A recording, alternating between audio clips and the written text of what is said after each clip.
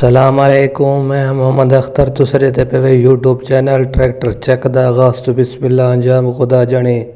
जिथा थोड़ा पीर होवे उथा कुथा खैर होवे वसदे रहो हंसदे रहो थोड़ा बिरा थोड़े वास्ते ट्रैक्टर गिन के आ गया 1979 पक्का ते टोटल जेनवन ट्रैक्टर ते बड़ा चंगा ते साफ ते सुथरा ट्रैक्टर देख सकते वे कंडीशन देख सकते वे बंपर धक्कल नाल देख सकते वे ट्रैक्टर बड़ा सोहना है साफ है सुथरा है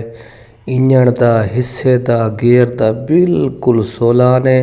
तो जल्दी जल्दी चैनल को सब्सक्राइब लाइक शेयर सब कुछ कर गए उन्होंने तो बैटरी बिल्कुल new battery self start 640 total genuine tractor बहुत प्यारा रंग दीदा है तकरीबन ट्रैक्टर की उम्र ज़्यादा है लेकिन रंग बहुत प्यारा बाकी ट्रैक्टर तुम देख सकते वे तले उत्ते रंग चेक कर सकते वे साफ सुथरा ट्रैक्टर है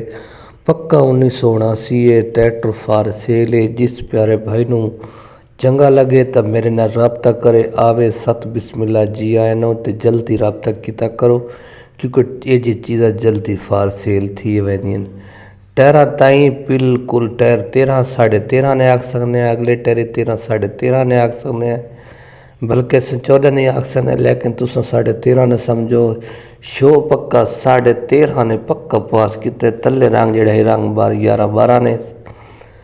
बाकी सेल्फ स्टार्ट है बंपर लगो है रिमा ताई साफ ट्रैक्टर है इंजन की कोई हवाड़ को नहीं इंजन फुल टायर्ड है तो इसकी क्रेंग जी है हाले ताई अपनी जेनवन की कल है इसकी मुकम्मल वीडियो कंडीशन तुम देख सकते वे शो जेनवन देख सकते वे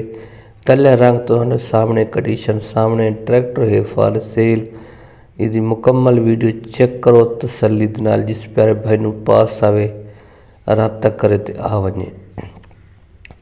टायर पिछले नज़र आते पेन बाकी सुक्का सुक्का ट्रैक्टर एकदम लीकेज वगैरह को नहीं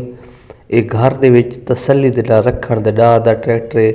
घर दे इस्तेमाल करो बेहतरीन ट्रैक्टर साफ ते सुथरा अच्छी कंडीशन दे टायर अगले दे गिनो पिछले दे गिनो बाकी रिम चेक कर गिनो रिम तो बाद बैक साइड के टायर देखो उस तो बाद बैक साइड के बाद तुसा ये पिछला असैम्बली हांडा वगैरह तो बाकी थोड़ी जी पैसे ढोलके वगैरह ये देख सकते वे चेक करो ड्रमियाँ देख दी इस तो बाद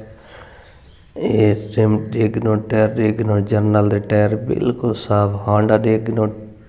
बेदाग हांडा टूप हांडा बेदाग हर चीज़ बेदाग